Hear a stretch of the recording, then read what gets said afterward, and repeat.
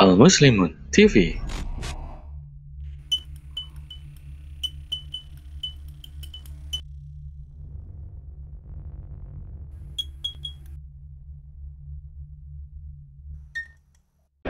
Bismillahirrahmanirrahim.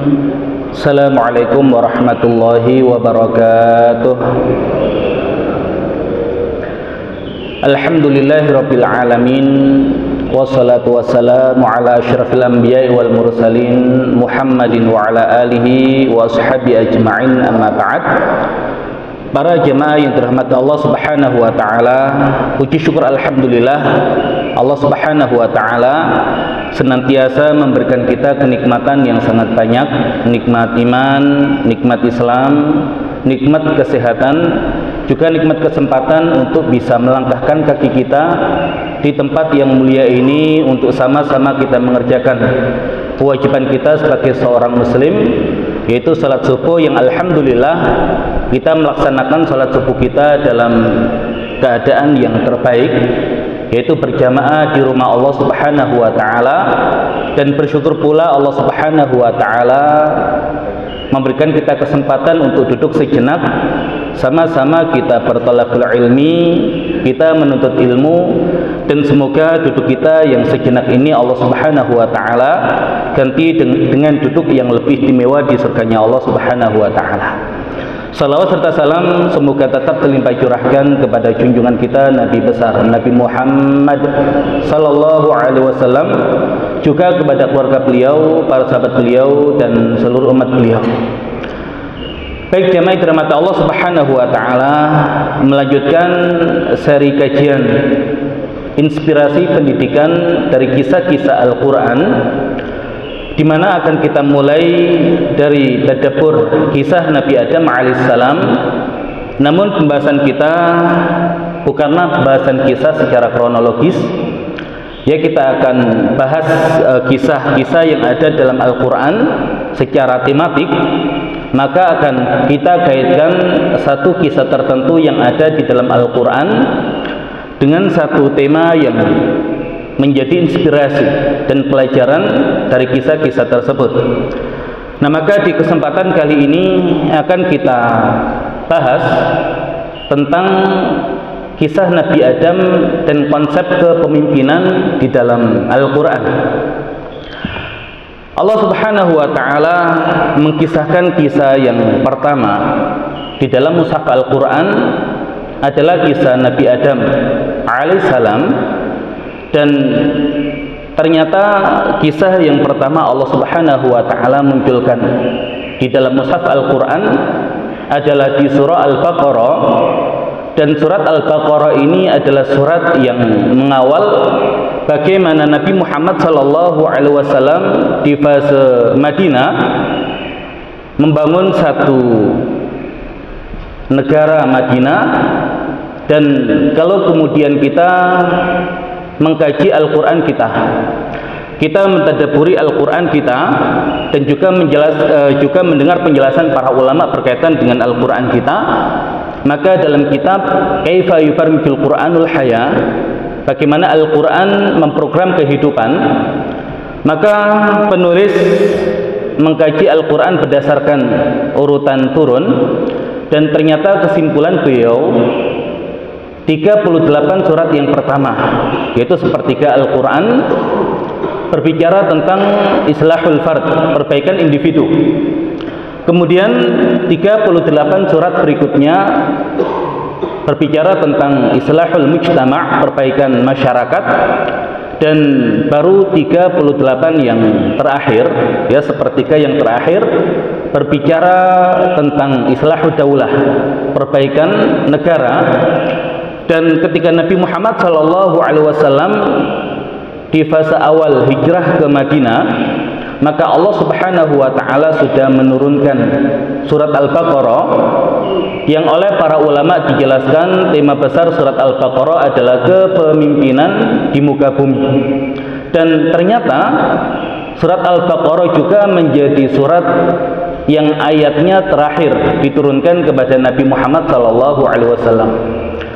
Ulama menjelaskan pendapat yang paling rajih berkaitan dengan ayat yang terakhir diturunkan adalah firman Allah Subhanahu wa taala, wattaqu yauman turja'una fihi ila Allah tsumma tuwaffa kullu nafsin ma kasabat wa hum la yuzlamun.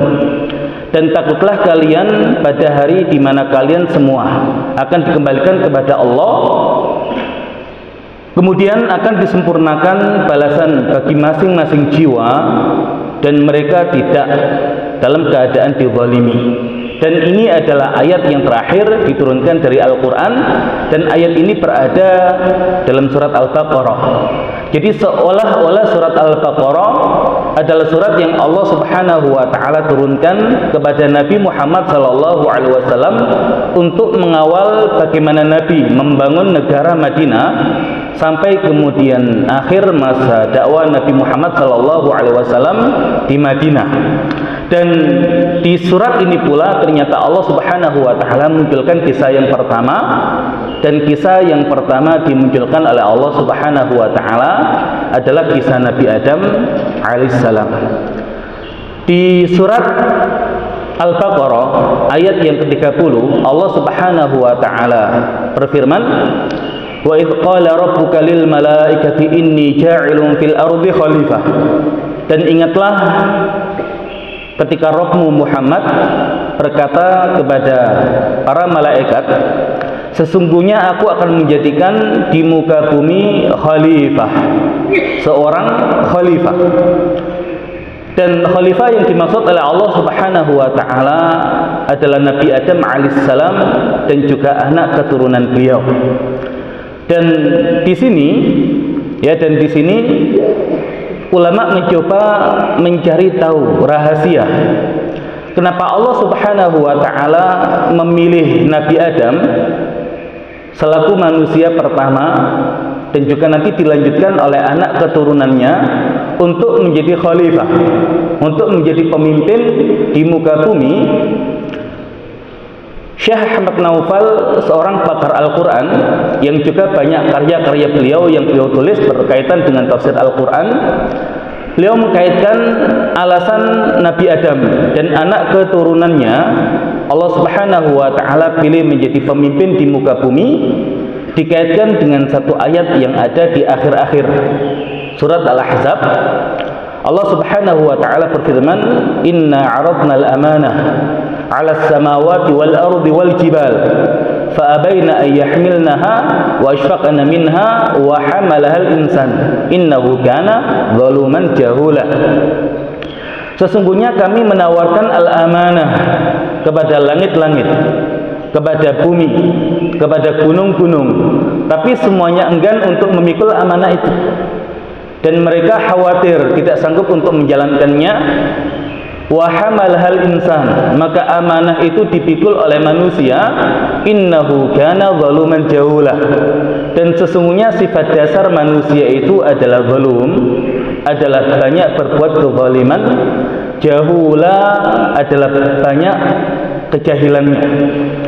Nah, maka di sini ketika Allah Subhanahu wa taala tawarkan al-amanah itu kepada seluruh makhluknya, maka seluruh makhluknya khawatir tidak sanggup untuk mengemban amanah itu, maka tidak satupun dari mereka yang mengambil tawaran dari Allah Subhanahu wa taala, dan yang mengambil tawaran itu adalah manusia. Dan apa yang dimaksud dengan al-amanah dalam ayat ini? Para ahli tafsir banyak menafsirkan makna dari al-amanah ini, namun yang dirojihkan ya oleh beliau Syekh Ahmad Naufal, beliau mengatakan al-amanah di sini yang rojih adalah al-ibadah bil ikhtiyar, ibadah dengan pilihan sendiri. Ya, karena seluruh ciptaan Allah Subhanahu wa taala, baik itu langit, baik itu bumi, baik itu gunung-gunung ataupun kemudian makhluk-makhluk yang lain, semua beribadah kepada Allah, semua bertasbih kepada Allah sebagaimana yang Allah jelaskan dalam Al-Quran, walaupun kita tidak paham bagaimana cara mereka bertasbih. Namun bedanya apa mereka dengan manusia? Mereka sejak awal Allah ciptakan, setting penciptaannya adalah untuk beribadah kepada Allah tanpa ada pilihan. Maka kita dapati Semua yang ada di alam semesta ini tunduk pada aturan Allah Subhanahu wa taala. Tidak pernah kemudian kita dapati matahari itu terlambat ketika terbit. Ya bayangkan kalau kemudian matahari punya potensi untuk menentukan pilihannya sendiri, pilih terbit atau tidak terbit, betapa repot kehidupan kita. Atau kemudian bulan juga punya pilihan, ya, untuk berputar mengelilingi bumi atau kemudian tidak, maka ya kita tidak akan dapati bulan ya sebagai satu pertanda untuk kalender penanggalan kita. Nah, intinya semua tunduk pada aturan Allah Subhanahu wa taala, namun berbeda dengan manusia. Allah Subhanahu wa taala berikan al-ikhtiyar, pilihan. Makanya Allah Subhanahu wa taala menjelaskan berkaitan dengan manusia ini, faman syaa'a falyu'min wa man syaa'a falyakfur. Maka barang siapa berkehendak untuk beriman, ya dia beriman. Dan barang siapa yang berkehendak untuk kafir, ya maka dia kafir. Jadi manusia ini untuk menjadi beriman atau kafir atas pilihannya sendiri. Dan yang demikian adalah hurriyatul ikhtiyar, kemerdekaan untuk memilih satu pilihan. Dan beliau mengatakan berarti syarat dasar seorang pemimpin itu harus punya hurriyatul ikhtiyar, punya independensi di dalam memilih pilihannya sendiri. Maka seorang yang sudah kehilangan hurriyatul ikhtiyar, bukan pemegang keputusan tertinggi, maka tidak layak untuk dipilih menjadi seorang pemimpin. Makanya kalau kemudian kita lihat di zaman Nabi Muhammad SAW, siapa pengambil keputusan yang tertinggi, maka jawabannya adalah Nabi Muhammad SAW. Kemudian di zaman Khalifah Abu Bakar, siapa pengambil keputusan tertinggi? Ya Khalifah Abu Bakar. Bahkan kita tahu bagaimana Umar bin Khattab berkaitan dengan perkara orang-orang yang tidak mau membayar zakat, yang oleh Umar merasa tidak setuju dengan keputusan Khalifah Abu Bakar untuk memerangi orang-orang yang tidak mau membayar zakat ini, ya dengan alasan mereka masih menyatakan dirinya sebagai seorang muslim. Maka tidak mungkin kemudian orang yang masih bersyahadat kemudian diperangi. Tapi alasan Abu Bakar ya jelas, ya beliau akan memerangi mereka yang memisahkan antara urusan sholat ya dan urusan zakat. Dan bahkan seandainya dahulu mereka di zaman Nabi membayarkan iqal, tali kekang kendaraan sebagai zakatnya, dan di zaman setelah Nabi mereka tidak mau membayar yang demikian sebagai zakatnya, maka akan diperangi oleh Abu Bakar. Dan Umar pun akhirnya merasa bahwasanya memang argumentasi Abu Bakar lebih kuat, dan sebagai pengambil keputusan maka Abu Bakar adalah mengambil keputusan yang tertinggi. Padahal kita tahu sekuat apa argumentasi Umar, tapi tetap pengambil keputusan tertinggi adalah Khalifah Abu Bakar. Kemudian di zaman Khalifah Umar juga demikian, di zaman Khalifah Utsman juga demikian, dan di zaman Khalifah Ali juga demikian. Nah, maka ini adalah konsep ideal di dalam Islam. Yang berhak menjadi pemimpin adalah yang punya hurriyatul ikhtiyar, independensi dan kemerdekaan di dalam menentukan pilihannya sendiri. Nah, maka akan semerawut satu negara ketika pemimpin tertingginya itu bukan seorang yang mengambil keputusan tertinggi dan yang demikian jelas menyalahi apa yang ada di dalam panduan Al-Quran. Nah, maka ini adalah penjelasan beliau kenapa manusia yang Allah Subhanahu wa ta'ala pilih untuk menjadi khalifah di muka bumi, karena manusia punya hurriyatul ikhtiyar, punya kemerdekaan untuk menentukan pilihannya sendiri, bukan makhluk-makhluk yang lain. Nah, namun kalau kemudian kita lihat, ternyata untuk Nabi Adam alaihissalam Allah sebut sebagai khalifah. Ya, Allah sebut sebagai khalifah. Dan kata ja'il itu adalah isim, artinya satu kepastian bahwasanya Allah Subhanahu wa ta'ala akan menciptakan satu makhluk, yang makhluk ini akan menjadi khalifah di muka bumi. Namun kenapa lafaz khalifah yang Allah gunakan dalam bentuk nakirah tanpa ada al? Ya, maka ulama menjelaskan walaupun semua manusia punya potensi menjadi khalifah yang memakmurkan bumi ini, namun tidak semua manusia punya kesadaran akan amanah yang demikian itu. Maka kalau kemudian kita lihat hari ini, ketika bumi ini lepas dari orang-orang beriman, dan yang berkuasa di atas muka bumi ini bukan orang-orang beriman, dan orang-orang beriman merasa tidak ada peran dan andil mereka ketika bumi ini diambil alih oleh orang-orang kafir. Nah, maka di sini masalahnya. Ya, padahal amanah itu ada pada anak turun Nabi Adam, dan anak turun Nabi Adam yang paling berhak untuk memimpin bumi ini adalah orang-orang beriman. Nah, sehingga kenapa digunakan kata khalifah, tidak menggunakan alif lam, karena tidak semua manusia punya kesadaran, dan semoga kita termasuk orang-orang yang Allah pilih, dan orang-orang yang punya kesadaran akan amanah yang demikian, bahwasanya bumi ini adalah satu amanah yang Allah titipkan ya kepada orang-orang beriman sebagai anak keturunan Nabi Adam untuk dimakmurkan, ya untuk diatur sesuai dengan aturan Allah Subhanahu wa taala. Nah, kemudian kenapa digunakan kata khalifah? Apa sentuhan kata khalifah? Ya, maka ulama mengatakan disebut khalifah karena yakhlufu ba'duhum ba'dha, akan digantikan oleh generasi yang setelahnya. Maka di zaman Nabi Muhammad SAW, ketika Nabi wafat, maka ditunjuk khalifah, pengganti Nabi Muhammad SAW. Makanya Abu Bakar itu disebut khalifatul Rasulillah, penggantinya Rasulullah. Kemudian ketika Khalifah Abu Bakar wafat, digantikan Umar. Maka Umar itu adalah khalifati Rasulillah, khalifahnya Rasulullah, penggantinya Rasulullah.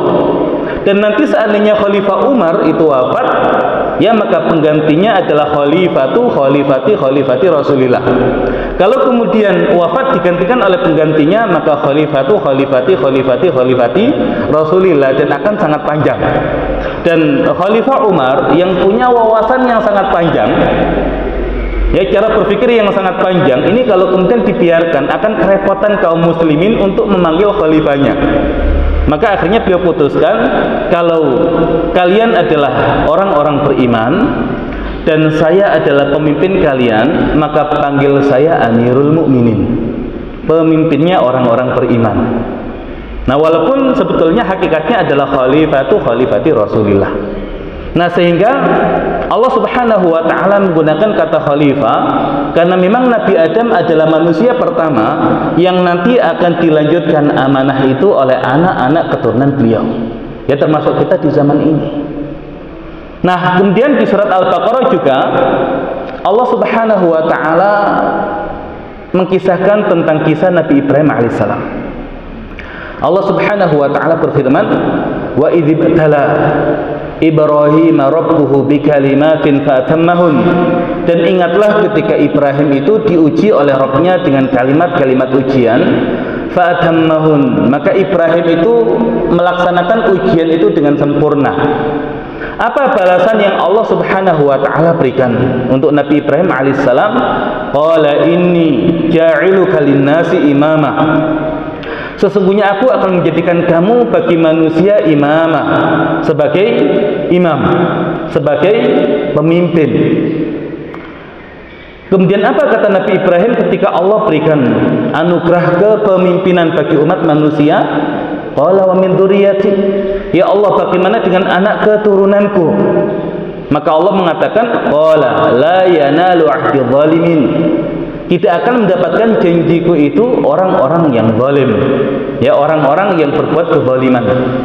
Nah, untuk Nabi Adam alaihissalam Allah Subhanahu wa taala gunakan lafaz khalifah.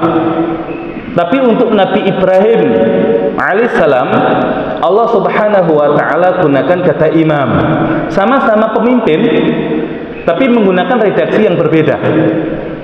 Kalau Nabi Adam dikatakan khalifah karena memang beliau manusia pertama, yang sentuhannya itu nanti akan digantikan oleh anak-anak keturunannya. Namun kalau Nabi Ibrahim alaihissalam, ini adalah konsep kepemimpinan yang ideal, yang Allah sebut dengan imam. Ya, dimana imam itu adalah menggabungkan dua kepemimpinan sekaligus. Kepemimpinan di dalam agama dan kepemimpinan di dalam pemerintahan. Maka kalau kemudian kita ditanya, siapakah pemimpin tertinggi dalam hal keagamaan di zaman Nabi Muhammad SAW? Ya, maka jawabannya adalah Nabi Muhammad SAW. Kalau kemudian kita ditanya, siapa pemimpin pemerintahan di zaman Nabi Muhammad SAW? Maka jawabannya adalah Nabi Muhammad SAW. Pun demikian di zaman Khalifah Abu Bakar, di zaman Khalifah Umar, di zaman Khalifah Utsman, di zaman Khalifah Ali. Dan kalau kemudian kita mengkaji berbagai macam disiplin ilmu syar'i di bidang ilmu usul fikih dan fikih, tidak semua sahabat itu levelnya sebagai mujtahid. Tapi ketika disebutkan para mujtahid dari kalangan sahabat, maka yang paling utama adalah Khulafaur Rasyidin. Kemudian di bidang ilmu tafsir, tidak semua sahabat itu punya kualifikasi sebagai para ahli tafsir. Tapi kalau kemudian ditanya siapakah para ahli tafsir di kalangan para sahabat, maka yang paling utama adalah Al-Khulafa Ar-Rasyidun, ya Khulafaur Rasyidin. Jadi mereka ini adalah para ulamanya sahabat, dan mereka juga pemimpin pemerintahan di zaman sahabat. Nah, maka ini adalah konsep yang ideal. Dan kita tahu Nabi Ibrahim alaihissalam, ya Nabi Ibrahim alaihissalam, Allah Subhanahu wa taala sematkan dua kata uswah untuk beliau, karena kata uswah di Al-Qur'an, keteladanan itu hanya terulang 3 kali dalam Al-Qur'an. Dan ternyata 2 diantaranya Allah sematkan untuk Nabi Ibrahim alaihissalam. Dan 1 kata uswah nanti Allah sematkan untuk Nabi kita, Nabi Muhammad SAW. Makanya ketika kita bersolawat, yang kita mengenal ya ada salawat Ibrahimiyah, maka 2 orang Nabi ini yang selalu kita ucapkan salawat untuk mereka, dan dua-duanya adalah uswah. Dan kata imam identik dengan keteladanan, makanya dikatakan innama ju'ilal imamu liyutamma bihi, sesungguhnya imam itu dijadikan untuk diikuti. Nah, maka kalau kemudian kita kaitkan antara kisah Nabi Adam yang lafaz kepemimpinannya menggunakan khalifah, yang Nabi Ibrahim pun keturunan Nabi Adam, yang kemudian Allah jadikan pemimpin juga di muka bumi, namun menggunakan kata imam, dan ini adalah yang ideal. Nah, namun justru untuk kisah Nabi Adam alaihissalam yang Allah pilih jadi pemimpin di muka bumi, ternyata Allah buka pembahasan tentang kesalahan dan dosa Nabi Adam alaihissalam. Yaitu ketika Allah Subhanahu wa taala mengatakan kepada Nabi Adam, "Wa qulna ya Adam, uskun anta wa zawjukal jannah wa kula minha ragadan haitsu syi'tuma wa la taqraba hadhihi syajarah fatakuna minadh dhalimin." Dan kami katakan, wahai Adam, tinggallah kamu dan pasanganmu di surga. Makanlah apa yang ada di surga sekehendak kalian dengan sepuas-puasnya, tapi jangan dekati pohon ini. Dan kalau kalian mendekati pohon ini, maka kalian termasuk ke dalam golongan orang-orang yang zalim. Nah, ternyata kita tahu ending dari kisah ini, Nabi Adam alaihissalam digelincirkan oleh setan, sehingga akhirnya Nabi Adam dan Bunda Hawa memakan buah dari pohon yang Allah larang untuk didekati. Maka itu adalah kesalahan dan dosa Nabi Adam alaihissalam. Nah, apa inspirasi pembahasan tentang kesalahan Nabi Adam, dosa Nabi Adam, dengan konsep kepemimpinan yang Allah munculkan dalam surat Al-Baqarah? Nah, maka seolah-olah Allah Subhanahu wa taala ingin menerangkan kepada kita, asal kita ini anak turun Nabi Adam, maka di antara kita adalah makhluk dan manusia yang punya potensi untuk berbuat kesalahan dan dosa. Ya, tidak ada di antara anak Adam yang kemudian sanggup menghindarkan dirinya dari perbuatan dosa, kecuali para nabi dan rasul yang memang Allah Subhanahu wa taala jaga mereka, ya, karena kuatnya keimanan mereka kepada Allah Subhanahu wa taala, termasuk Nabi Adam di dunia. Tapi ini adalah peristiwa ketika Nabi Adam ya belum Allah turunkan di dunia. Nah, sehingga Nabi Muhammad Shallallahu Alaihi Wasallam ya di dalam hadis beliau mengatakan kullu bani Adam khata. Setiap anak turun Nabi Adam itu khata, adalah orang yang banyak berbuat kesalahan. Namun wa khairul khata'in at-tawwabun. Sebaik-baik orang yang banyak berbuat kesalahan adalah yang bertaubat kepada Allah Subhanahu wa taala. Maka Allah Subhanahu wa taala juga bahas tentang taubatnya Nabi Adam di surat Al-Baqarah. Fatalaqa Adamu min rabbih kalimatin fataba alaihi innahu huwat tawwabur rahim. Maka Adam itu menerima kalimat-kalimat taubat dari Rabb-nya, dan dia Allah Maha penerima taubat lagi Maha penyayang. Nah, namun di kisah Nabi Adam ini juga dikisahkan tentang satu makhluk, yaitu iblis. Yang iblis ini dari bangsa jin yang Allah perintahkan untuk sujud kepada Nabi Adam. Ya, tapi ternyata iblis enggan untuk mengikuti perintah Allah dan bahkan sombong. Aba wastakbara. Dan Allah labeli iblis ini wa kana minal kafirin. Dia termasuk golongan orang-orang yang kafir. Nah, maka iblis ini jelas dia melakukan kesalahan dan bahkan langsung kemudian di hadapan Allah Subhanahu wa taala sudah salah tapi tidak merasa salah. Dan bahkan kemudian ketika ditanya oleh Allah, qala ma man'aka alla tasjuda id amartuk. Apa yang menghalangimu untuk tidak sujud ketika aku perintahkan kamu untuk sujud? Maka iblis mengatakan, qala ana khairun min. Aku lebih baik daripada dia. Khalaqtani min nar wa khalaqtahu min tin. Engkau ciptakan saya dari api dan kau ciptakan dia Adam dari tanah. Maka seolah-olah iblis itu menentang dan menolak perintah Allah. Dan ulama mengatakan yang demikian adalah raddul amr 'alal amir. Jadi menolak perintah sejak awal perintah itu dan tidak mengakui itu sebagai satu perintah, maka dia tidak merasa bersalah. Dan juga di samping itu dia meremehkan Nabi Adam karena dia merasa dirinya lebih mulia daripada Nabi Adam. Nah, makanya dikatakan sombong itu adalah batarul haq wa ghamdun nas, menolak kebenaran dan meremehkan manusia. Nah, sehingga Allah munculkan karakter iblis ini yang dia ini ketika sudah salah tapi nggak merasa salah, tapi bangga dengan kesalahannya. Nah, maka jangan sampai anak turun Nabi Adam itu ketika berbuat salah, ketika melanggar larangan Allah kemudian tidak merasa bersalah. Nah, makanya di dalam hadis dikatakan kullu ummati mu'afah. Setiap umatku, kata Nabi, punya potensi untuk diampuni kesalahannya oleh Allah. Illal mujahirin, kecuali orang-orang yang mujahirin, orang-orang yang terang-terangan di dalam berbuat kesalahan dan kemaksiatan. Yang Nabi mengatakan tentang al-mujahirin ini adalah orang yang ketika di malam hari dia berbuat kemaksiatan dan yang tahu adalah hanya dia dengan Allah, kemudian Allah tutup kesalahan orang itu. Namun di pagi hari dia ceritakan dosanya itu. Ya, seolah-olah menjadi satu kebanggaan ketika dia berbuat kesalahan diceritakan kepada orang lain. Nah, maka ada manusia yang punya potensi seperti itu.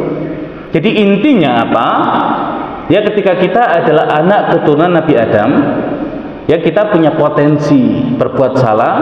Namun ketika salah, sudah itu antara kita dengan Allah. Dan segera taubat kepada Allah.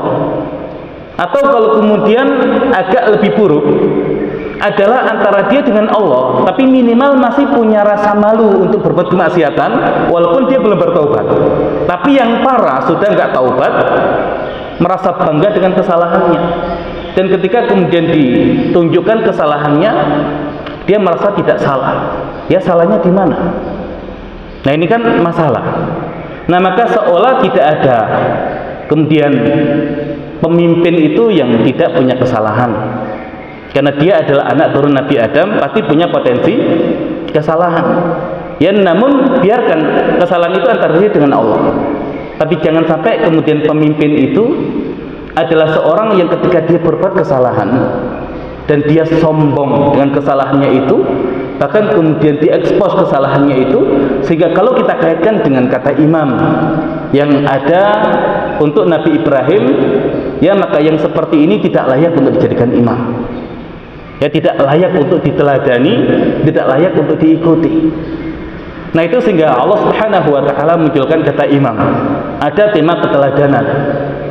Nah kemudian di surat Al-Baqarah ini Allah Subhanahu wa ta'ala kisahkan kisah Bani Israel, yang Bani Israel ini juga keturunan Nabi Ibrahim, yang Nabi Ibrahim juga meminta agar Allah itu juga jadikan anak keturunannya sebagai imam bagi manusia. Di surat Al-Baqarah Allah Subhanahu wa ta'ala berfirman, ya Bani Israel dzkuru ni'mati allati an'amtu 'alaikum wa anni faddaltukum 'alal 'alamin. Wahai Bani Israel, ingatlah nikmat yang aku berikan kepada kalian, dan aku telah melebihkan kalian atas manusia di zaman kalian. Jadi Bani Israel ini adalah kaum yang pernah Allah amanahkan kepemimpinan bumi ini kepada mereka. Tapi karena kemudian mereka ini zalim, mereka ini banyak pelanggarannya, dan kalau di dalam Al-Baqarah dikatakan mereka ini adalah kaum yang ketika mendengar itu tidak untuk diikuti, ya, tapi mendengar untuk didurhakai. Sami'na wa asaina, ya, sami'na wa asaina. Nah maka umat Islam itu nanti dilarang, ya, dilarang untuk mengikuti Bani Israel. Kenapa? Mereka ini kaum yang gagal di dalam mengemban amanah kepemimpinan. Tapi pertanyaannya, apakah seluruh Bani Israel itu gagal di dalam menjalankan amanah kepemimpinan? Maka jawabannya tidak. Ya, selama mereka ini taat kepada Allah Subhanahu wa ta'ala dan mengikuti aturan Allah Subhanahu wa ta'ala, maka mereka akan Allah berikan keberhasilan di dalam kepemimpinannya. Maka di surat Al-Baqarah Allah kisahkan kisah Talut. Ya, Allah kisahkan kisah Talut. Jadi ini fase setelah Nabi Musa alaihissalam. Makanya di surat Al-Baqarah ayat yang ke-246, alam tara ilal mala'i mim bani Israel min ba'di Musa. Ingatlah, ya, apakah kamu tidak melihat, tidak memperhatikan kepada para malak, para pembesar dari Bani Israel sepeninggal Nabi Musa. Ya, karena setelah Nabi Musa ini Allah jadikan tidak sanggup masuk ke negeri yang dijanjikan. Ya, gara-gara ketika Nabi Musa mengajak Bani Israel untuk berperang, tapi kata mereka, idzhab anta wa rabbuka faqatila inna hahuna qa'idun. Pergilah kamu dan Rabbmu dan berperanglah kalian berdua, kita di sini menunggu. Ya, kita duduk di sini untuk menunggu. Makanya sahabat tahu tidak boleh menyelisih Bani Israel. Makanya di perang Badar berkataan Miqdad bin Al-Aswad, beliau mengatakan, wahai Rasulullah, kami tidak akan mengatakan seperti yang dikatakan oleh Bani Israel kepada Nabi Musa, idhab anta wa rabbuka faqatila inna hahuna qa'idun. Tapi kami akan katakan, idhab anta wa rabbuka faqatila inna ma'akuma muqatilun. Pergilah engkau bersama Rabb engkau dan berperanglah kalian, dan kami pun akan berperang bersama kalian. Nah makanya sahabat mengerti Bani Israel itu gagal. Makanya kalau ingin berhasil, selisihi yang dilakukan oleh Bani Israel. Makanya di surat Al-Baqarah itu nanti banyak syariat. Yang syariat itu ternyata kita disuruh menyelisih Bani Israel. Bahkan nanti di juz 2 itu berkaitan dengan kiblat. Kiblat awal kaum muslimin adalah Masjidil Aqsa. Tapi kiblat itu sama dengan Bani Israel. Maka nanti Allah alihkan ke Masjidil Haram biar tidak sama seperti Bani Israel. Nah, ketika kemudian para malaknya Bani Israel meminta agar nabinya ini, ya, agar nabinya ini menunjuk seorang pemimpin, seorang raja, yang dengan raja itu mereka bisa berperang. Nah, nabinya tahu watak Bani Israel itu pengecut, nggak mungkin berani berperang. Ya, makanya dikatakan, qala hal asaitum in kutiba alaikumul qitalu alla tuqatilu. Jangan-jangan nanti ketika sudah diwajibkan perang kalian nggak mau perang. Ya, tapi kata mereka, qalu wa malana alla nuqatila fi sabilillah wa qad ukhrijna min diyarina wa abnaina. Kenapa kita tidak berperang di jalan Allah padahal kita sudah terusir dari kampung-kampung kita dan dijauhkan dari anak-anak kita. Karena kondisinya sudah kepepet, mau tidak mau minta diutus seorang raja untuk berperang. Tapi hakikatnya mereka pengecut. Dan ketika diwajibkan berperang, benar, kebanyakan dari mereka itu berpaling dan hanya sedikit yang siap berperang. Nah, sedikit yang siap berperang ini kemudian ketika nabinya mengatakan innallaha qad ba'atsa lakum taluta malika, sesungguhnya Allah itu memilih Talut untuk menjadi raja bagi kalian. Apa kata Bani Israel ini? Qalu anna yakunu lahul mulku alaina wa nahnu ahaqqu bil mulki minhu wa lam yu'ta sa'atan minal mal. Mereka mengatakan, bagaimana Talut ini bisa menjadi raja atas kita, padahal kita ini lebih berhak untuk menjadi raja dibandingkan dia, dan dia tidak diberikan cukup harta. Jadi cara berpikir Bani Israel, yang layak jadi pemimpin itu yang punya harta, yang punya modal. Nggak tahu hari ini untuk jadi pemimpin itu harus punya modal tidak? Kalau kemudian pemimpin itu harus punya modal besar, lah itu cara berpikir Bani Israel. Ya, tapi Allah ingin bungkam omongan mereka ini, ya, bahwasanya cara berpikir yang seperti itu tidak benar. Lah kalau sudah modal, ya ujungnya juga akan berpikir bagaimana modalnya kembali. Nah, makanya karakter Talut itu nggak begitu. Dikatakan qala innallaha astafahu alaikum wa zadahu bastatan bil ilmi wal jism. Sesungguhnya Allah itu telah melebihkan Talut atas kalian dalam hal apa? Bastatan bil ilmi wal jism. Punya kekuatan dalam hal ilmu, punya kekuatan dalam hal jism, kekuatan fisik. Maka pemimpin itu harus punya al-ilm, kecerdasan. Ya, seorang yang inspiratif. Jadi bukan asal kerja tapi nggak ada konsep, ya, sembarangan. Ya, harus kemudian dikonsep dengan konsep yang benar. Dan bukan sekedar seorang yang punya kedalaman ilmu, tapi punya bastatan fil jism, power untuk menjalankan apa yang menjadi konsep dia. Percuma kalau kemudian konsepnya luar biasa, inspirasinya luar biasa, programnya luar biasa, tapi tidak punya power menjalankan programnya itu. Nah, maka Talut itu punya keduanya, punya kecerdasan secara ilmu dan punya kekuatan untuk bisa menjalankan program-programnya itu. Nah, ini menjadi satu inspirasi. Nah, apakah Talut ini menjadi satu kepemimpinan yang ideal? Tidak.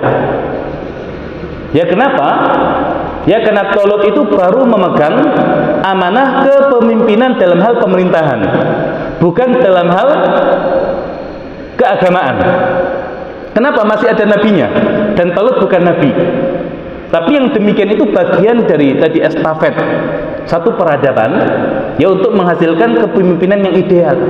Bayangkan dari Bani Israel yang jatuh, nggak mungkin langsung kemudian hadir pemimpin yang kualifikasinya itu adalah imam, gabungan pemimpin dalam dua hal sekaligus, dalam agama, dalam hal pemerintahan. Nah, sehingga Allah hadirkan Talut. Minimal Talut ini pemimpin yang soleh, pemimpin yang beriman, walaupun dia bukan pemimpin tertinggi dalam hal agama karena masih ada nabinya. Nah, makanya Allah kisahkan nanti setelah ini, ketika sudah berhadapan pasukan Talut dan pasukan Jalut, ya, Allah mengatakan wa qatala Dawudu Jalut, dan Dawud itu berhasil membunuh Jalut. Bukan Talut yang berhasil membunuh Jalut, tapi Dawud. Nah, dan kita tahu nanti pengganti Talut adalah Dawud. Nah, Nabi Dawud ini bukan sekedar menjadi raja, tapi juga nabi. Sudah menggabungkan dua hal. Ya, pemimpin dalam hal agama karena beliau nabinya, dan Allah berikan Zabur, wa ataina Dawuda Zabura, dan kami berikan kepada Dawud kitab Zabur. Dan beliau juga pemimpin pemerintahan. Nah, sehingga tadi ada grafik yang terus naik. Talut bukan, ya, karakter yang tadi seperti imam yang Allah gunakan untuk Nabi Ibrahim, tapi untuk Nabi Dawud beliau imam.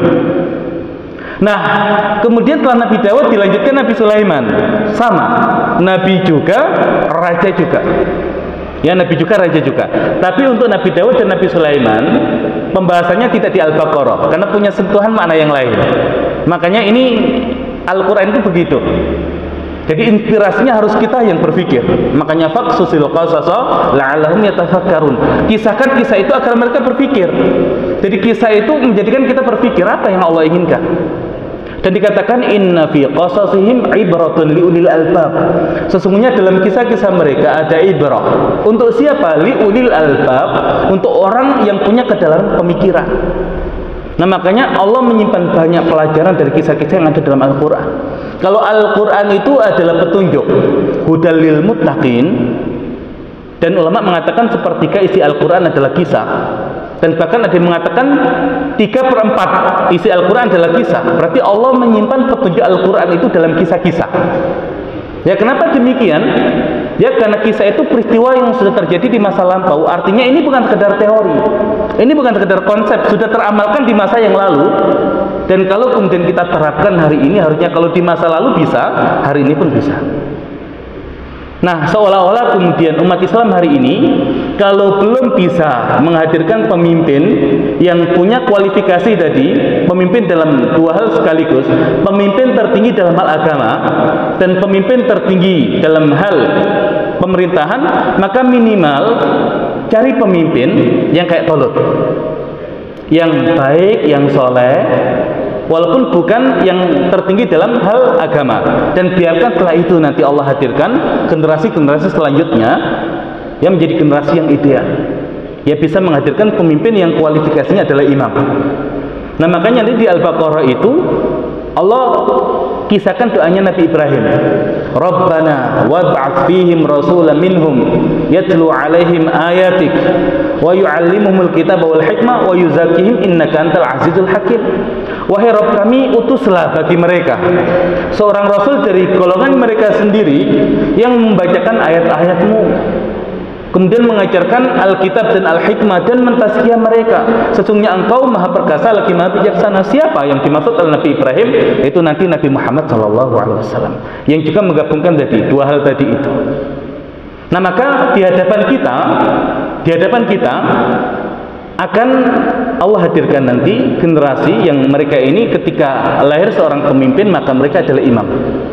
Nanti yang demikian itu pelajarannya ada di surat yang lain, surat Al-Furqan. Ya, di mana di surat Al-Furqan Allah jelaskan doanya ibadur rahman. Rabbana hab lana min azwajina wa dzurriyyatina qurrata a'yun waj'alna lil muttaqina imama. Waj'alna lil muttaqina imama. Nah, maka kalau ini doanya ibadur rahman pasti akan terjadi di masa yang akan datang. Dan kalau kemudian kita kaitkan surat Al-Furqan dengan surat Al-Isra, yang nama lain surat Al-Isra adalah Bani Israel, dan ternyata hari ini didapati ilmu yang baru berkaitan dengan tafsir Al-Quran adalah adanya keluarga surat dalam Al-Quran. Dan Al-Furqan itu keluarga dari surat Al-Isra, karena diakhiri dengan fasilah yang sama. Dan pembahasan di Al-Isra itu sinkron dengan yang ada di Al-Furqan. Semua perintah Allah di Al-Isra dan larangan Allah di Al-Isra itu bisa dijalankan oleh ibadur rahman.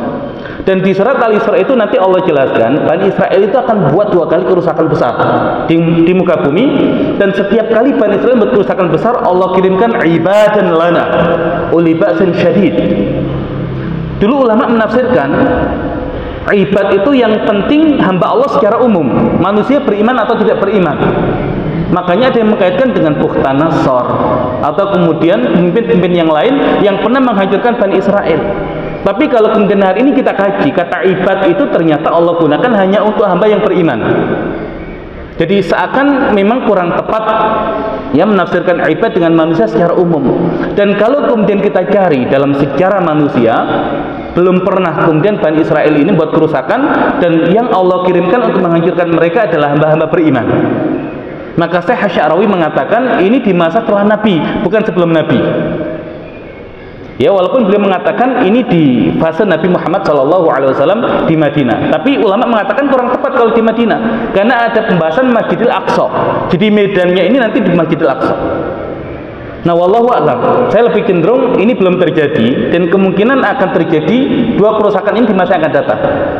Dan setiap kali kerusakan itu terjadi, Allah kirimkan tadi hamba-hambanya yang kualifikasinya adalah mereka yang dipimpin oleh imam.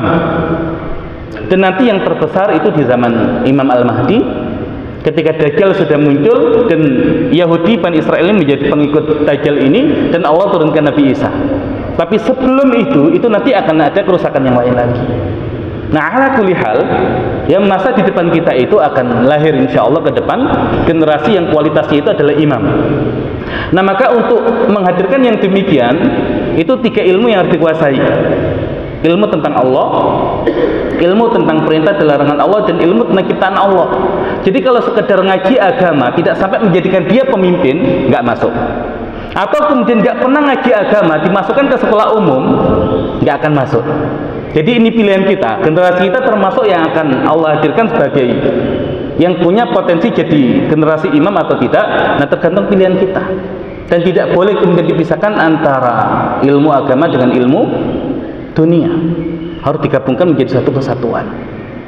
Nah, itu yang kemudian akan terjadi. Nah, di Al-Baqarah juga nanti Allah kisahkan. Ya, Allah kisahkan tentang raja yang mendebat Nabi Ibrahim. Raja.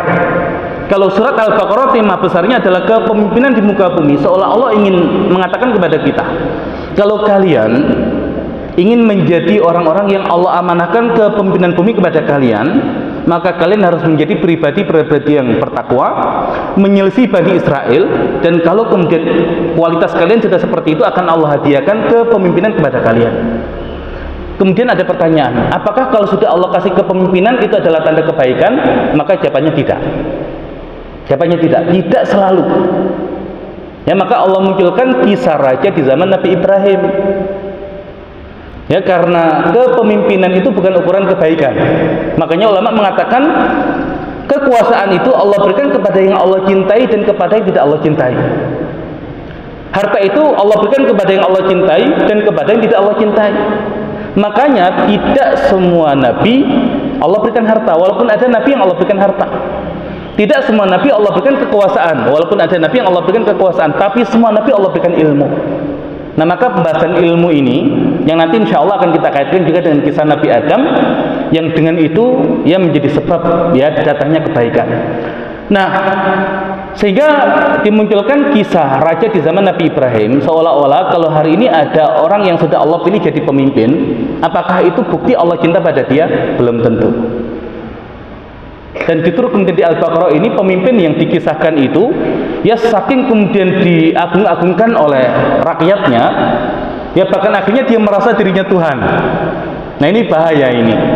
Pemimpin yang kemudian dianggap paling luar biasa, seolah tidak punya kesalahan, akhirnya merasa dirinya tinggi mengaku Tuhan. Makanya itu nanti yang didebat oleh Nabi Ibrahim alaihissalam.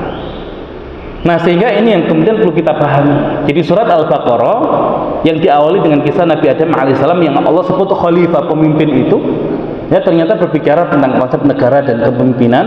Dan surat Al-Baqarah ini mengawal fase modernnya secara keseluruhan, dari awal Nabi mendirikan negara sampai kemudian nanti Nabi Allah Subhanahu wa taala wafatkan.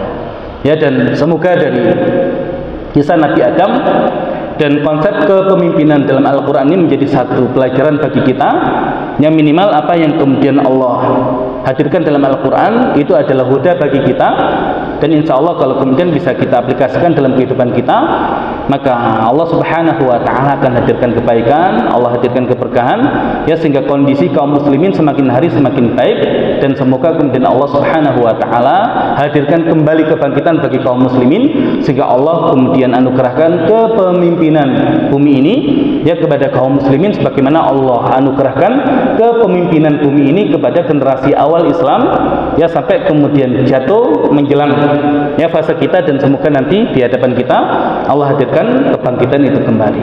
Demikian yang bisa kita sampaikan di kesempatan kali ini. Wallahu a'lam bishawab. Kita berikan kesempatan barangkali ada di antara para jamaah yang ingin didiskusikan dan ditanyakan, dipersilakan.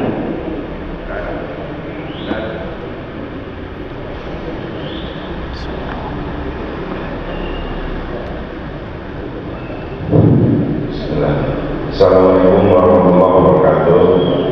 Waalaikumsalam warahmatullahi wabarakatuh. Saya ini temanya adalah tentang kepemimpinan. Kami ingin menanyakan kaitan dengan surat Al-Maidah ayat 51. Di Al-Maidah itu juga di tafsir juga ini ada perbedaan.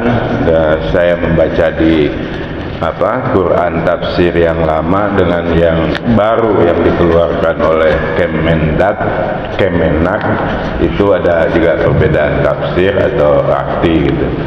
Nah, kaitan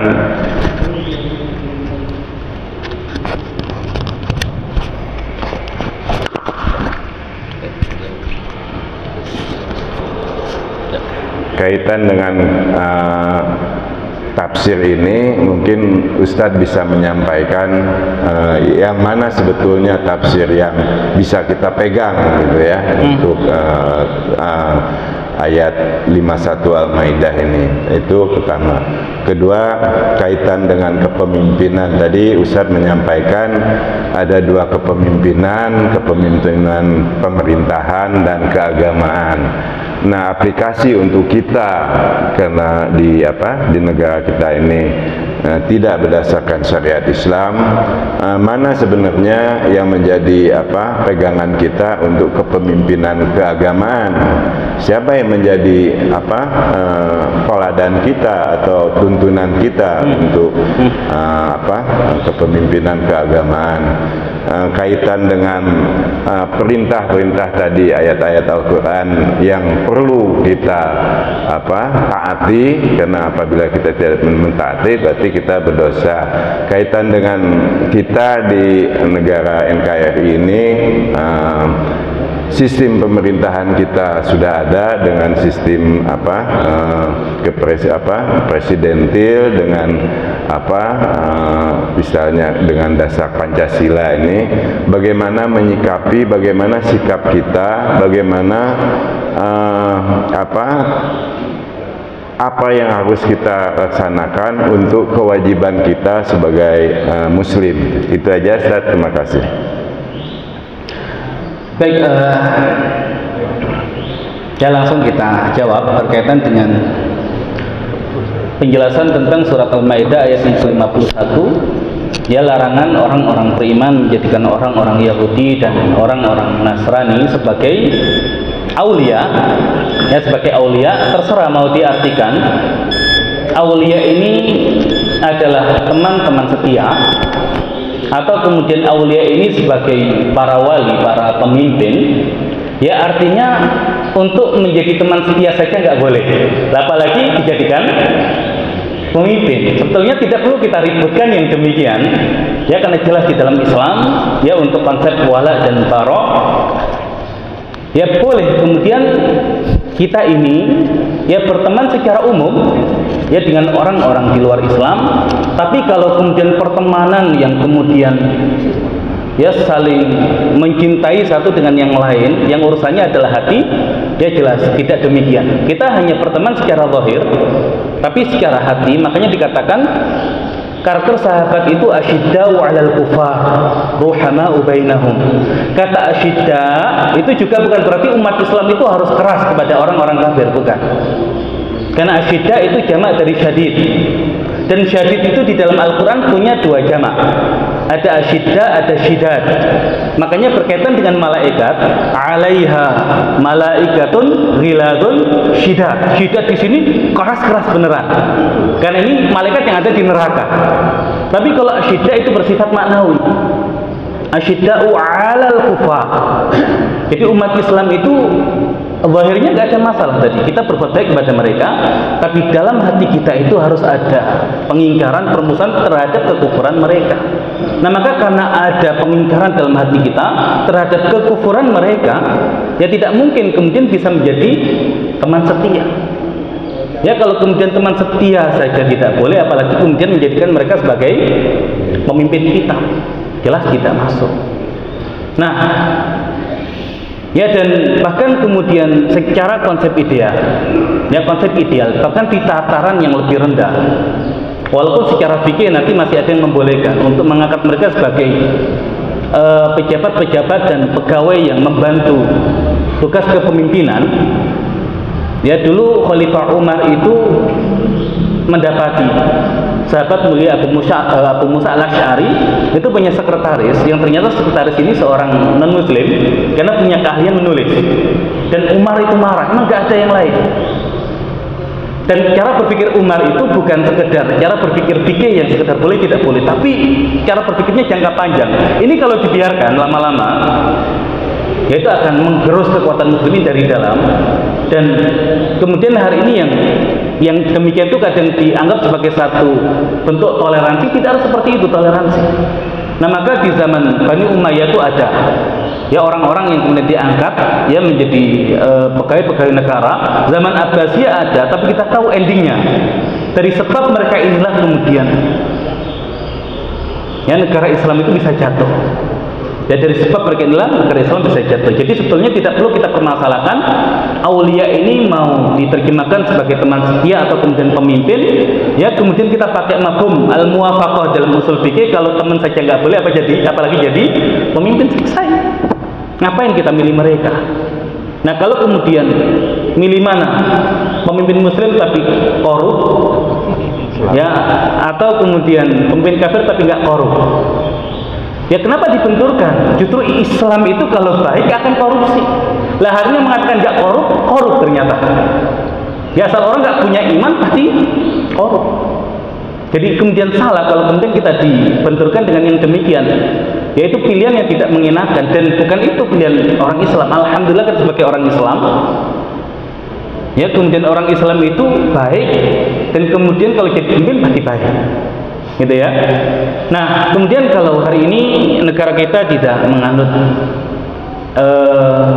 konsep ya negara Islam, ya walaupun sebetulnya ya secara umum walaupun tidak menjadikan syariat Islam sebagai aturan di dalam bernegara, ya sehingga berkaitan dengan kepemimpinan ya lagi-lagi fattaqullaha mastata'tum, bertakwalah kepada Allah sesuai batas kemampuan kalian. Ada ketidakidealan, tapi walaupun ada ketidakidealan bukan berarti kemudian kita lepas ya sehingga kemaslahatan yang ada itu hilang. Tetap kalau ada kemaslahatan yang lebih baik, kita hadirkan kemaslahatan yang lebih baik itu walaupun belum ideal, ya tidak ada masalah. Dan sebetulnya hari ini ketika kemudian negara kita dengan menganut ya asas Pancasila dan semua aturan yang berlaku, yang bisa jadi ya dahulu kita tahu bagaimana kemudian negara ini didirikan, ya banyak jasa dan perjuangan para ulama. Dan sebetulnya kan hari ini ketika terbuka ruang negara ini ya diatur berdasarkan undang-undang yang dibuat oleh pemegang kekuasaan, ya, atau kemudian dalam hal ini adalah DPR misalkan. Ya kenapa kemudian kita pilih anggota DPR adalah orang-orang yang soleh, orang-orang yang baik? Bukankah aturan itu ya tergantung siapa yang buat aturan? Kalau orang-orang yang ada di DPR adalah orang-orang yang Islamnya baik, orang-orang yang soleh, pasti kalau buat aturan ngambilnya dari mana? Ya dari aturan Islam juga. Dan kalau kemudian anggota DPR kok misalkan sepakat, yuk kita terapkan semua aturan Islam ya sebagai aturan yang berlaku di negara ini. Apakah bertentangan dengan negara kita? Kan tidak juga, tergantung siapa yang buat aturan kan. Nah sehingga kalau yang demikian ini menjadi satu celah yang hari ini masih bisa kita maksimalkan. Nah sehingga kalau kemudian kita lihat kondisi kita itu mirip dengan Bani Israel yang sedang jatuh tadi itu, maka untuk naiknya tadi pelan-pelan. Ya ada nabi yang kemudian menjadi perwakilan dari kepemimpinan orang yang soleh dalam agama. Kemudian ada Talut tadi, pemimpin pemerintahan yang juga soleh. Nanti bergabung keduanya menghadirkan ya Daud dan Sulaiman yang bisa menggabungkan keduanya.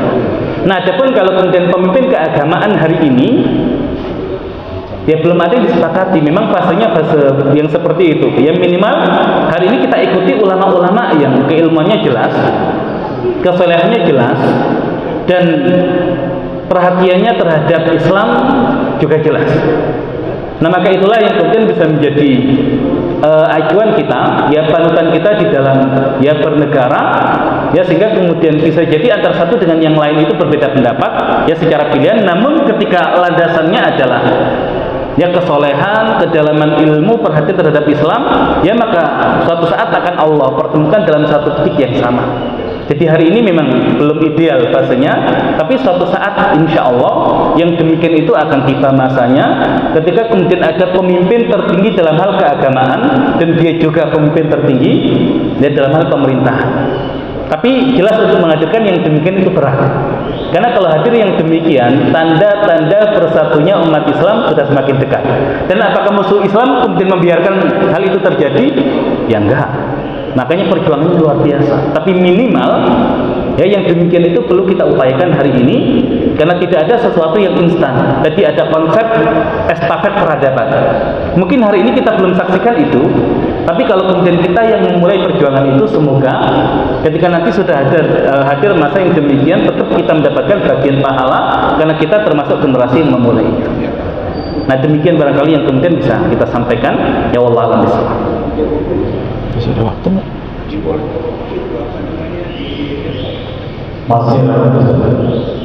Masih. Assalamualaikum warahmatullahi wabarakatuh. Waalaikumsalam warahmatullahi wabarakatuh. Tadi Ustaz menjelaskan tentang ketika Allah akan menanyakan amanah ini akan diberikan kepada siapa, gunung atau siapa, maka dikatakan Allah bahwa manusia yang menerima amanah itu.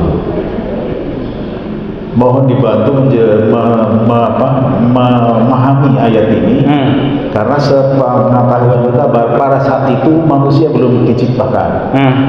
Yang pertama itu, yang kedua, ketika ayat kita mencoba memahami ayat itu, yang dimaksud manusia itu siapa? Apakah itu Adam? Apakah itu manusia dalam pengertian keseluruhan? Lalu yang ketiga, yang dimaksud amanah itu apa? Nah, terus tadi di ayat berikutnya bahwa Allah akan menciptakan khalifah di muka bumi. Yang dimaksud khalifah itu apa? Karena khalifah itu berkaitan dengan tadi disematkan kepada Nabi Adam. Kalau dikaitkan dimaknai sebagai kepemimpinan, pemimpin. Padahal Adam waktu itu hanya seorang diri, ditemani seorang istri saja. Mengapa hanya 2 orang kemudian disebut sebagai pemimpin? Yang kedua, yang terakhir adalah dikatakan Nabi Adam berdosa karena melanggar larangan Allah ketika sudah ditempatkan di surga. Padahal sebelumnya Allah sudah mentakdirkan bahwa ini ja'ilun fil ardi khalifah, bahwa Allah akan menciptakan manusia atau khalifah di muka bumi. Nah, Nabi Muhammad, Nabi Adam ini ditempatkan di surga, kemudian sudah ditakdirkan bahwa akan turun ke bumi, tetapi kemudian Nabi Adam disebut melakukan dosa karena makan buah yang dilarang. Nah, ini bagaimana memahaminya? Ya, ini mungkin agak panjang. Terima kasih. Waalaikumsalam warahmatullahi wabarakatuh. Baik, berkaitan dengan tadi ya penjelasan tentang ayat inna aradnal amanah ala samawati wal ardi dan seterusnya, para ulama tafsir memang berbeda pendapat dalam ayat ini. Makanya tadi kita sampaikan ulama berbeda pendapat, tapi saya merujuk dari satu pendapat ulama. Nah, termasuk berkaitan dengan memahami ayat ini, karena sebagian ahli tafsir kemudian mengatakan, oh ini sebetulnya ya adalah lebih kepada permisalan. Ya, sebagian ahli tafsir memaknai ini adalah permisalan yang Allah Subhanahu wa taala buat untuk menjelaskan tentang betapa beratnya memikul amanah ini, sehingga seandainya kemudian Allah berikan kepada langit, ya kepada bumi, kepada gunung-gunung, mereka pun tidak sanggup untuk memikul itu. Nah, ada sebagian ahli tafsir yang menafsirkan demikian. Ya, namun sebagian yang lain menafsirkan ya ini sebagaimana yang Allah sampaikan, sesuatu yang memang terjadi di masa lalu. Nah, maka sebetulnya ada hal-hal yang berkaitan dengan alam materi, ada hal-hal yang kemudian berkaitan dengan non materi. Kalau kemudian kita ditanya, bumi ini makhluk mati atau makhluk hidup? Hah? Bumi ini makhluk mati atau makhluk hidup? Makhluk hidup. Tergantung dari mana dia sebagai makhluk hidup kami berfungsi kepada Allah. Tapi dia tidak utuh, tidak berkembang seperti manusia. Jadi kalau dilihat dari situ, maka bumi, langit, dan semua planet adalah makhluk hidup karena dia berfungsi kepada Allah. Ya, makanya berkaitan dengan sesuatu yang bersifat non materi, maka semua yang ada di alam semesta ini hakikatnya adalah yang makhluk hidup. Bahkan kita tahu batu pun bisa bertasbih dan mengucapkan salam kepada ya Nabi Shallallahu Alaihi Wasallam. Maka dengan pemahaman yang demikian, ya seolah kemudian di alam jiwa sebelum Allah ciptakan materi ini, seolah-olah kemudian makhluk-makhluk itu adalah makhluk-makhluk yang punya jiwa yang belum Allah putuskan menjadi apa nanti di alam materi. Nah kemudian Allah tawarkan yang demikian, sehingga kemudian ya dari jiwa-jiwa itu ada yang kemudian memilih untuk menjadi manusia dan siap untuk memikul dan mengemban amanah yang demikian ini. Jadi temanya bukan kemudian al-insan dalam wujud manusia yang sudah ya dalam wujud makhluk yang materi ini. Nah makanya di Al-Quran nanti insya Allah coba kita bahas ya. Kadang Allah gunakan kata al-insan, kadang Allah gunakan kata an-nas, kadang Allah gunakan kata al-ins, kadang Allah gunakan kata unas, kadang Allah gunakan kata bashar, dan termasuk nanti Allah gunakan bani Adam. Itu masing-masing punya sentuhan. Nah sehingga setiap pembahasan itu nanti akan terbuka dengan memahami masing-masing penggunaan istilah-istilah itu. Nah termasuk ketika digunakan tadi al-insan, ya di situ wahamalhal insan. Nah kata insan ini punya sentuhan makna, dan secara umum insan itu berlaku untuk seluruh manusia. Makanya wal asr innal insana lafi khusr. Ya insya Allah nanti secara khusus ya berkaitan dengan Nabi Adam dan panggilan untuk manusia. Nah kita akan coba jelaskan yang demikian. Nah namun secara umum tadi para ahli tafsir dalam memahami ayat ini ada beberapa perbedaan pendapat. Ada yang menjadikan yang demikian hanya permisalan yang Allah buat, ada yang kemudian memberikan penjelasan bahwasanya yang demikian adalah sebelum ya Allah kemudian menciptakan alam materi ini, sehingga masing-masing ya masih menjadi makhluk yang punya kesadaran sebagai satu jiwa yang kemudian akhirnya nanti ketika sudah Allah ciptakan alam semesta ini ya masing-masing dengan pilihannya. Nah makanya tadi kalau kemudian kita lihat secara materi ya bumi ini makhluk yang mati, tapi nanti ternyata di hari kiamat bahkan bumi ini akan mengabarkan ya tentang apa yang terjadi di atasnya, itu berkaitan dengan dosa-dosa dan kemaksiatan manusia. Nah berkaitan dengan Nabi Adam yang Allah tadi ya gunakan kata khalifah. Tadi pertama makna khalifah adalah yakhlufu ba'dhum ba'dha. Kalau kemudian ini digunakan untuk manusia nggak ada masalah. Ya, yang digantikan itu biasanya meninggal, kemudian digantikan oleh yang selanjutnya. Kapan ada khalifah? Ketika Rasulullah wafat.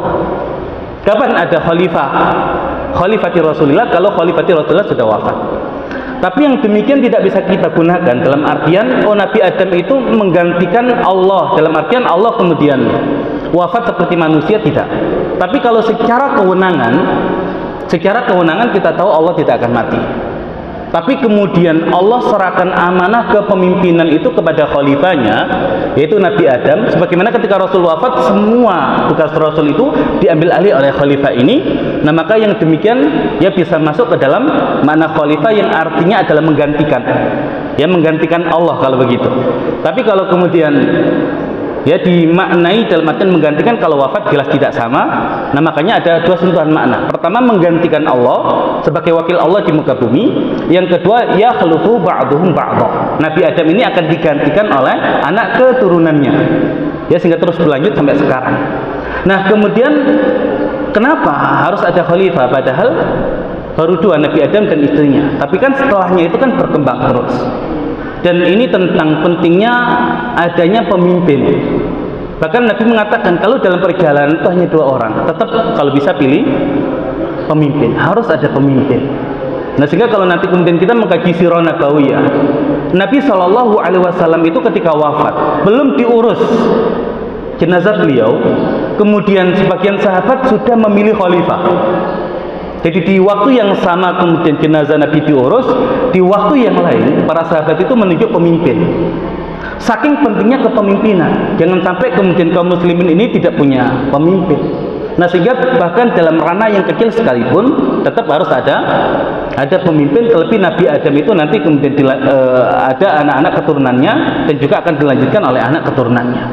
Nah, berkaitan dengan kenapa Allah tidak langsung menempatkan Nabi Adam di muka bumi, kan sudah jelas Nabi Adam itu sebelum Allah ciptakan sudah dikatakan akan menjadi khalifah di muka bumi. Tapi kenapa harus diletakkan di surga dulu? Nah, ini pelajarannya ya adalah agar kita tahu kalau kita ini adalah makhluk apa? Makhluk surga. Yang hari ini kita di dunia ini, di bumi ini sedang menjalani ujian dari Allah Subhanahu wa taala. Alladzi khalaqal mauta wal hayata liyabluwakum ayyukum ahsanu amala. Dialah Allah yang menciptakan kematian dan kehidupan untuk menguji kalian. Siapakah di antara kalian yang paling baik amalnya, yang nanti kalau kemudian amal kita, bekal ibadah kita cukup, insya Allah akan kembali ke kampung halaman kita, yaitu surganya Allah Subhanahu wa ta'ala. Tapi kalau kemudian amalnya nggak cukup, tapi justru kemudian malah kufur kepada Allah, ya tidak balik ke kampung halaman, tapi baliknya ke tempat tujuan yang lain. Dan mudik itu walaupun mudik, tapi kalau tidak ke kampung halaman dia akan bahagia. Lah, saya itu orang Jawa Timur, kalau dapat tiket mudik gratis tapi ke Aceh, ya nggak mau saya, ngapain gitu. Nah, apalagi kalau kemudian salah alamat ke neraka apalagi gitu. Nah, sehingga yang demikian itu menjadi ya satu inspirasi tersendiri. Dan insya Allah nanti ya kita kaitkan dengan termasuk jenis pelanggaran Nabi Adam berkaitan dengan makanan, itu nanti menjadi satu kisah tersendiri yang nanti insya Allah akan kita bahas di pertemuan-pertemuan yang selanjutnya. Jadi cara mengupas kisah-kisah Al-Quran, Allah kasih clue-clue sedikit seperti itu, tapi ini kalau ditarik, dijabarkan, itu menjadi konsep dan petunjuk yang luar biasa. Ya, demikian barangkali yang bisa diberikan berkaitan dengan jawaban. Wallahu a'lam bishawab. Masih ada yang lain atau kemudian kita cukupkan?